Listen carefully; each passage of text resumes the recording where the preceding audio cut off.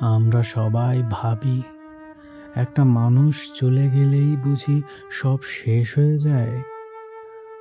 আমরা কাঁদি, আমরা চিৎকার করি, আমরা তাকে ফিরে পাওয়ার ভিক্ষে চাই।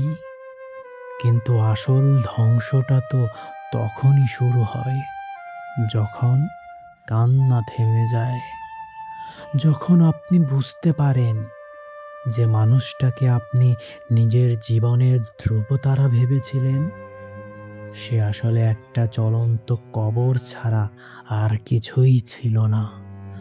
আপনি তাকে ভালোবাসেননি, আপনি ভালোবেসেছিলেন নিজের তৈরি করা একটা মিথ্যে মায়াকে।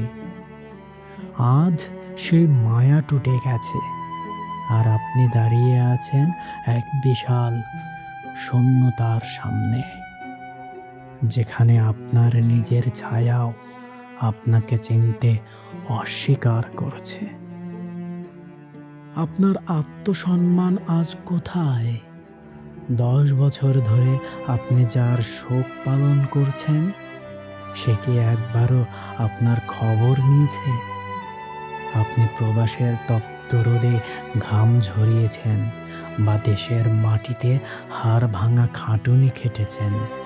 কার জন্য? যার কাছে আপনার কান্নার কোনো মূল্যই নেই।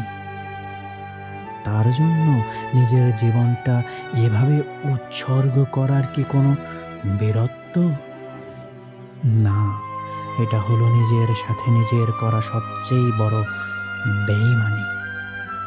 সে তো অনেক আগেই অন্য কারোর বাহুবন্দী হয়ে নতুন পৃথিবীর স্বপ্ন দেখছে, আর আপনি আজও সেই পুরনো ধ্বংসস্তূপে রাজত্ব করছেন, যেখানে বিচ্ছেদ ছাড়া আর কোনো প্রজা নেই।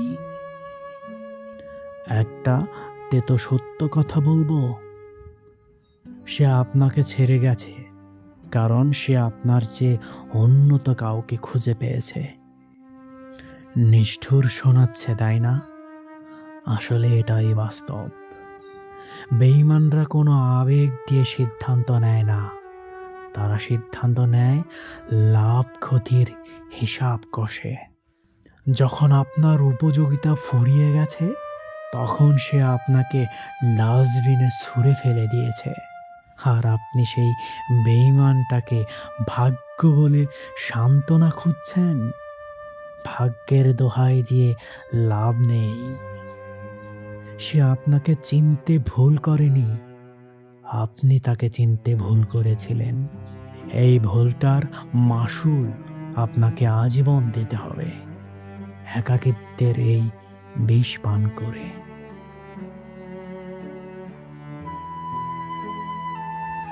মাঝে মাঝে মনে হয় সব কিছু যদি আবার আগের মতো হতো।